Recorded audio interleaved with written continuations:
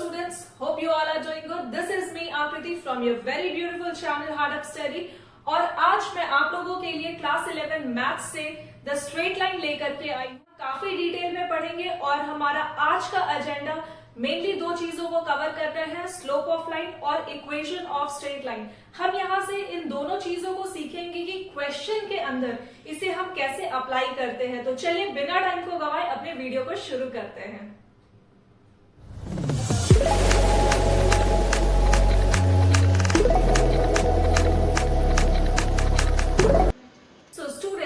जैसा कि आपको पता है आज हमारा जो डिस्कशन होने वाला है वो स्ट्रेट लाइन पे होने वाला है और ये चैप्टर आप लोगों के लिए बिल्कुल भी न्यू नहीं है क्योंकि आप क्लास 10th में इसको ऑलरेडी कवर किए हो, अच्छे से पढ़े हो। तो चलिए हम आज सीखेंगे कि कोऑर्डिनेट एक्सिस क्या होता है, कोऑर्डिनेट प्लेन क्या होता है, डिस्टेंस फॉर्मूला हम कैसे फाइंड करते हैं, स्लोप ऑफ लाइन कैसे फाइंड करते हैं। तो चलिए देखते हैं। हमारे पास दो एक्सिस है, that is X axis and Y axis, correct. इस एक्स एक्सिस और वाई एक्सिस में कुछ एक्सिस ऐसे मतलब एक्स एक्सिस के जो ऑपोजिट में वर्क करता है। मैं कहना चाह रही हूं अगर ये ओरिजिन है, ठीक है, दिस इज ओरिजिन ओ और ओ ओरिजिन के राइट हैंड साइड जितने भी नंबर होते हैं दैट मीन्स एक्स एक्सिस की तरफ वो नंबर क्या होते हैं, पॉजिटिव होते हैं, इतना आपको पता है, करेक्ट। और ओरिजिन के लेफ्ट हैंड साइड में जो नंबर्स होते हैं जिसको कि हम x डैश कहते हैं वो क्या होता है, नंबर्स जितने भी x डैश की तरफ होते हैं वो नेगेटिव होते हैं, करेक्ट। और सेम चीज अगर मैं y एक्सिस की तरफ बात करूं, अगर ओरिजिन से y एक्सिस की तरफ जो नंबर जाता है उसे हम क्या कहते हैं, पॉजिटिव नंबर्स कहते हैं। और ओरिजिन के y डैश की तरफ मतलब डाउनवर्ड डायरेक्शन में जो नंबर्स जाते हैं उनको हम क्या कहते हैं, नेगेटिव एक्सिस कहते हैं या फिर नेगेटिव नंबर्स इसमें हम कंसिडर करते हैं। इतनी चीजें क्लियर। अभी अगर मैं इस एक्सिस पे एक पॉइंट लेती हूँ, कहीं भी किसी भी पॉइंट पे अगर मैं एक पॉइंट लेती हूँ तो इस पॉइंट को मैं क्या कह रही हूँ, ये पॉइंट P है, ठीक है, जो इस एक्सिस पे लाई कर रही है, दैट मीन्स एक्स एक्सिस पे भी और वाई एक्सिस पे भी। अब आप सोचते होंगे ये पॉइंट P एक्स और वाई एक्सिस पे कैसे लाई कर रही है, तो ये देखो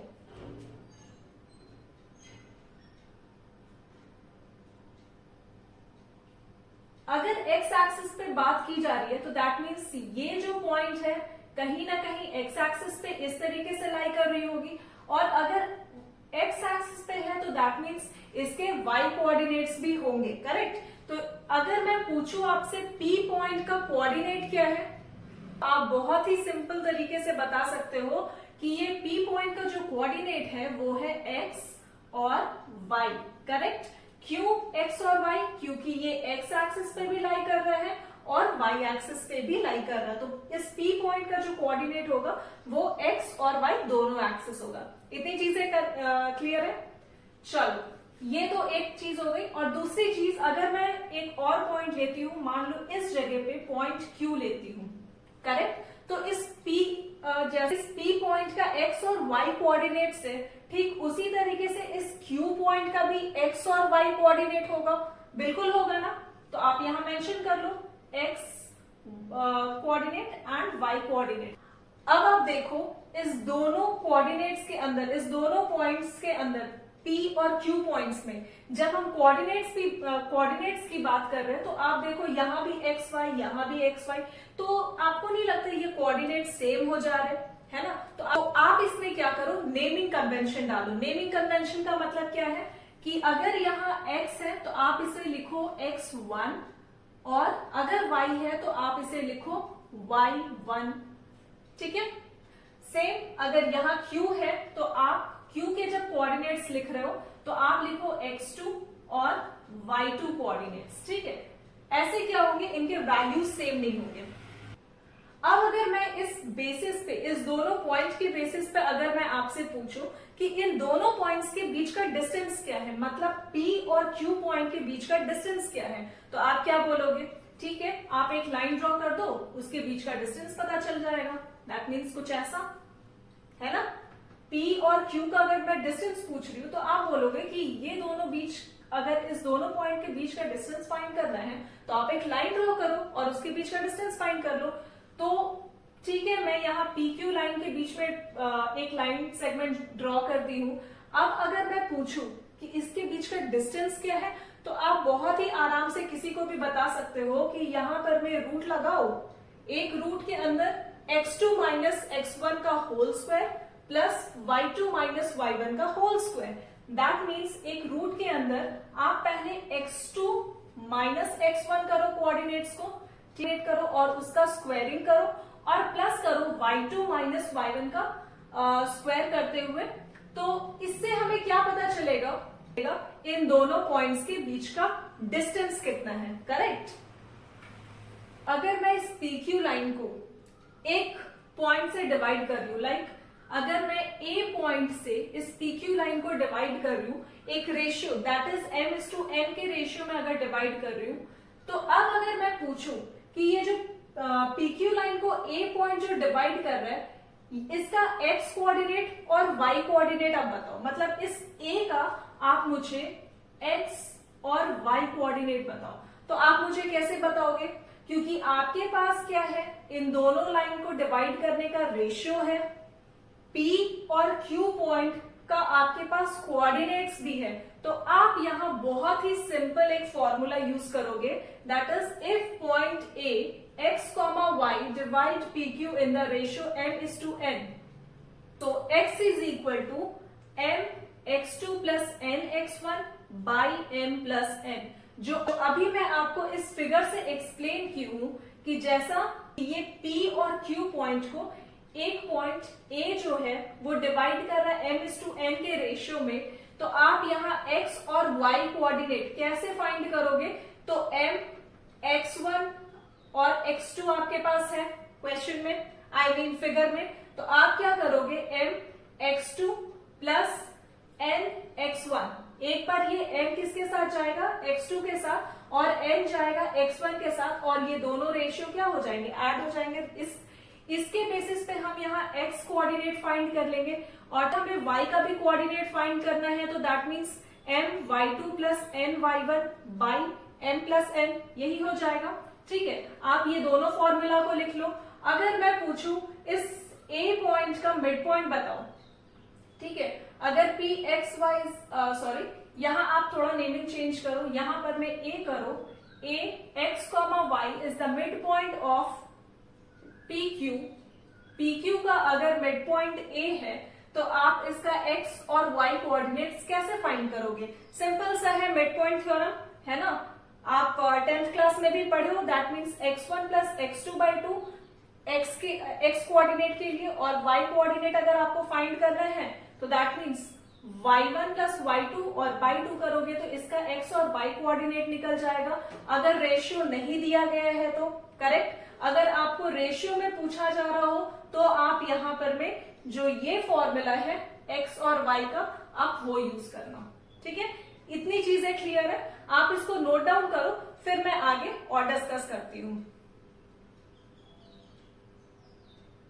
और फोर्थ फॉर्मूला जो हमें इस चैप्टर में यूज करना है वो है area of triangle PQR whose vertices are PQ and R। अगर ट्राइंगल, देखो ट्राइंगल का फॉर्मेशन इस आप फॉर्मूला मत लर्न करो, आप यहां से समझो। अगर आपके माइंड में फिगर क्लियर है तो आप किसी भी क्वेश्चन को बहुत इजीली सॉल्व कर पाओगे। आप देखो आपके पास P और Q दो कोऑर्डिनेट्स है, करेक्ट, P और Q दो कोऑर्डिनेट्स है, आप एक थर्ड कोऑर्डिनेट ले लो R कोऑर्डिनेट। ठीक है, अगर R कोऑर्डिनेट है तो इसका मतलब इसमें भी x3 और y3 कोऑर्डिनेट्स होंगे। दिस इज श्योर, पक्का। तो दैट मीन्स अगर मैं इसको एक्सटेंड कर दूं, इस लाइन को एक्सटेंड कर दूं, इस लाइन को एक्सटेंड कर दूं और R के साथ ज्वाइंट करूं, और इस Q पॉइंट को भी एक्सटेंड करके R के साथ ज्वाइंट करूं, तो आप देख पा रहे हो कि यहां पर मैं PQR एक ट्राइंगल का फॉर्मेशन कर रही है, करेक्ट। अगर PQR एक ट्राइंगल का फॉर्मेशन कर रही है तो अगर मैं आपसे ट्राइंगल PQR कैसे बताओगे, तो बहुत सिंपल है, this is equal to half. पहले आप हाफ लिखना और एक मॉड लगाना। मॉड के साथ क्या लिखोगे, ये x1 plus x2 plus x3, देखो यहां लिखा गया है ना, x1 plus x2 plus x3। अब क्या बोला जा रहा है कि अगर आप x1 कोऑर्डिनेट को ले रहे हो तो दैट मीन्स y2 और y3 कोऑर्डिनेट को क्या कर दोगे, माइनस करोगे। That means y2 minus y3 कर रहे हो, ठीक है। अगर आप x2 कोऑर्डिनेट को ले रहे हो that means y3 minus y1 coordinate कर रहे हो, और प्लस में अगर आप x3 कोऑर्डिनेट ले रहे हो तो आप बहुत ही simple y1 minus y2 coordinate कर रहे हो। मतलब जिस भी कोऑर्डिनेट को आप कंसिडर कर रहे हो, अगर आप x3 को कंसिडर कर रहे हो तो x3 को जब अगर आप कंसिडर कर रहे हो तो उसके y3 को छोड़ करके जो आपके y के दो टर्म है आप उसको माइनस करोगे। क्लियर है? अगर आप x2 को अगर आप x1 को कंसिडर कर रहे हो तो x1 का जो y कोऑर्डिनेट है आप उसको छोड़ करके y2 और y3 को कंसिडर करोगे और इसके बीच में माइनस का साइन होगा। अगर आप x2 को कंसिडर कर रहे हो दैट मीन्स आप y3 और y1 को कंसिडर करोगे। क्लियर है इतनी चीजें? अब आप बहुत ही इजी तरीके से ये फॉर्मूला देखो और समझने की कोशिश करो। देखो, एरिया ऑफ ट्राइंगल PQR क्या लिखा गया है, हाफ मॉड के साथ x1 y2 minus y3 plus x2 y3 minus y1 plus x3 y1 minus y2। अभी ये चीज आई होप आपको क्लियर होगी कि आखिर इस फॉर्मूला को हम यूज कैसे करेंगे। ठीक है, अगर क्वेश्चन आपको एरिया ऑफ ट्राइंगल फाइंड करने मिले अकॉर्डिंग टू वर्टिसेस तो आप यहाँ कंफ्यूज नहीं होना फॉर्मूला को लेकर के। अगर आपको फॉर्मूला नहीं भी याद हो तो आप इस फॉर्मूला को, अगर आपके दिमाग में ये, अगर आपके माइंड में ये डायग्राम क्लियर होंगी तो आप ये फॉर्मूला खुद से फ्रेम कर पाओगे। ठीक है, तो ये सारी चीजों को आप नोट डाउन करो, फिर हम कुछ क्वेश्चंस लेते हैं, उससे समझने की कोशिश करेंगे कि आखिर ये फॉर्मूला को हम क्वेश्चन में अप्लाई कैसे करेंगे। करेक्ट? Please note down. तो स्टूडेंट्स, हमारा जो फर्स्ट क्वेश्चन है, find the distance between the point. आपको दो पॉइंट दी गई है क्वेश्चन में, आप उसको कंसिडर कर लो एज ए पॉइंट।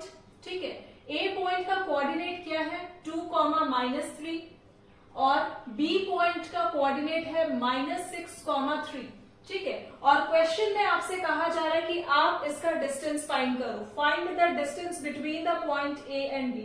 आप कैसे फाइंड करोगे डिस्टेंस? हमें एक फॉर्मूला पता है ना डिस्टेंस की, ए बी अगर आपको फाइंड करना है तो A B is equal to होता है √x2 माइनस x1 का whole square plus y2 minus y1 का होल स्क्वायर। करेक्ट है? अब आप देखो, आपका ए पॉइंट पे x1 कोऑर्डिनेट होगा, x1। आप यहां पर मैं चाहो तो ए और बी पॉइंट्स का आप कोऑर्डिनेट लिख सकते हो। जैसे कि ए पॉइंट का जो कोऑर्डिनेट है x1 coordinate is 2, y1 coordinate is -3, x2 coordinate is -6 and y2 coordinate is 3। ठीक है, मैं इन दोनों पॉइंट्स का कोऑर्डिनेट लिखी हूं प्रॉपर तरीके से, ताकि जब आप क्वेश्चन को सॉल्व करो तो आपको किसी भी तरीके का कंफ्यूजन ना हो साइन को लेकर के।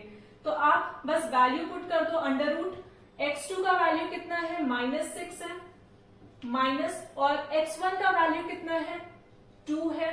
ठीक है, आप इसका स्क्वायरिंग करो और प्लस y2 का वैल्यू इज 3 माइनस, और y1 का वैल्यू इज अगेन -3। तो आप यहां ये ब्रैकेट यूज करो, स्क्वायर ब्रैकेट। ठीक है, और -3। ठीक है, और इस स्क्वायर ब्रैकेट का क्या है, स्क्वायरिंग है। √ यहां -6 -2, how much, minus is plus, so -8 का क्या हो जाएगा, स्क्वायर हो जाएगा। तो दैट मीन्स अगर -8 का स्क्वायर हो रहा है तो आप यहां बहुत ही आराम से सिंपल तरीके से लिख सकते हो 64।